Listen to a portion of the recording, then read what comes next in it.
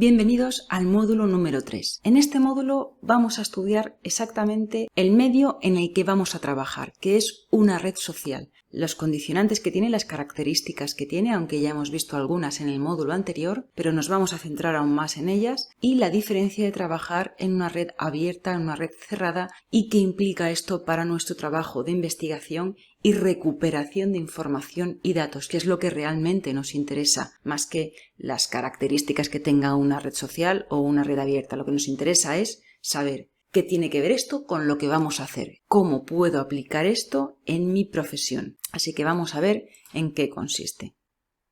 Aunque ya hemos visto algunas características, como os he dicho, de una red social, vamos a profundizar un poquito más. La primera característica, y bajo mi punto de vista la que determina todo, es que una red social se basa en la interacción de sus usuarios. Como os he dicho, una red social para un investigador o para un verificador no deja de ser una base de datos más, un banco más de datos donde se almacena información, con la característica de que esta información es fruto de la interacción de todos los usuarios. ¿Y cómo interactúan estos usuarios? Interactúan a través de conversaciones o de post, en el caso de Facebook lo denominan post, a través de imágenes, a través de vídeos, el formato imagen con la característica que tenga, o a través de los chats. Pero todo esto, todas estas formas de interactuar de los usuarios en esta red social, en esta base de datos, para nosotros como investigadores o como verificadores,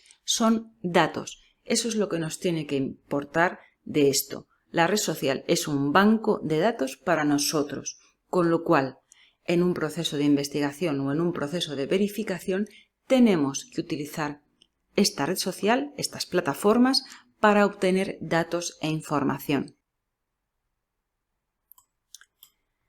Pero esta interacción sobre la que basa su funcionamiento una red social tiene otra característica, y es que todos estos datos que los usuarios vuelcan en esta base de datos están vinculados entre sí, tienen conexiones. ¿Por qué? Porque estos datos se organizan a través de redes de contactos. Cuando yo realizo una investigación o un proceso de verificación, seguramente, aunque depende del tipo de investigación en la que esté, seguramente no tenga que trabajar solo con un único usuario o con un único perfil digital, sino con varios. ¿Por qué? Porque estos datos se vinculan a través de las redes de contactos. Facebook, en este caso, basa su organización de datos en que los usuarios se vinculan, interactúan y crean redes, que es lo que Facebook denomina grupos sociales en función a afinidades, en función a estudios, es decir, todos, si tenemos un perfil en Facebook,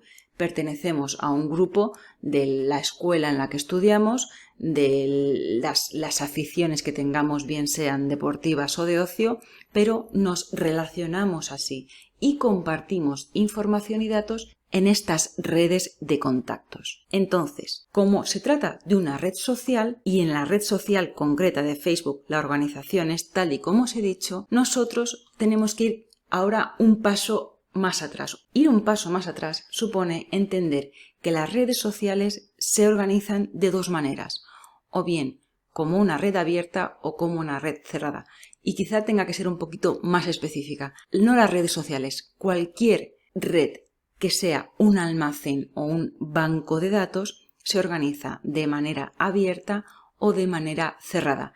Y comparten algunas características y tienen algunas diferencias. Y aquí os pongo las más importantes para nosotros. Tanto sea una red abierta o como una red cerrada, tiene una política de privacidad, unas condiciones de privacidad, como os he dicho en el módulo anterior, tanto para los usuarios como la que la ley impone a la empresa que es la dueña de esa red social. Tanto sea abierta o sea cerrada, dependen y tienen datos que el usuario quiere compartir o que el usuario no quiere compartir. Y habrá datos que podamos ver o no en función de lo que decida compartir ese usuario. Y tiene una característica que es fundamental y que determina la investigación y que lo consideremos una herramienta OSINT o no, y es que se trate de una red abierta, con lo cual no dispone de contraseña, password o usuario, nombre de usuario para acceder a ese almacén de datos, a esa red, o si dispone de una contraseña y un password, de un nombre de usuario para acceder a esa información, con lo cual estaríamos hablando de una red cerrada. Como veremos en el caso de Facebook en el siguiente módulo, que ya es un módulo totalmente práctico, el caso de Facebook es una red cerrada, con lo cual nosotros como investigadores necesitamos tener acceso a esa plataforma dándonos de alta como usuarios y poder navegar,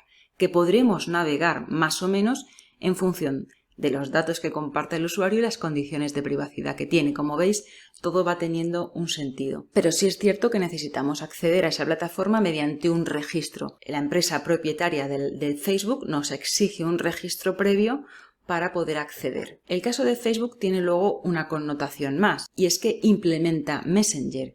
Y Messenger es una gran fuente de datos, pero es de 1 a 1, es decir, no podemos acceder a esa información que se comparte en el Messenger, con lo cual Facebook, como os decía en el otro vídeo, es solo una parte de todo el proceso de investigación y verificación que vamos a hacer. Y ahora vamos a ver exactamente cómo se organiza Facebook, cómo se estructura para poder investigar y verificar.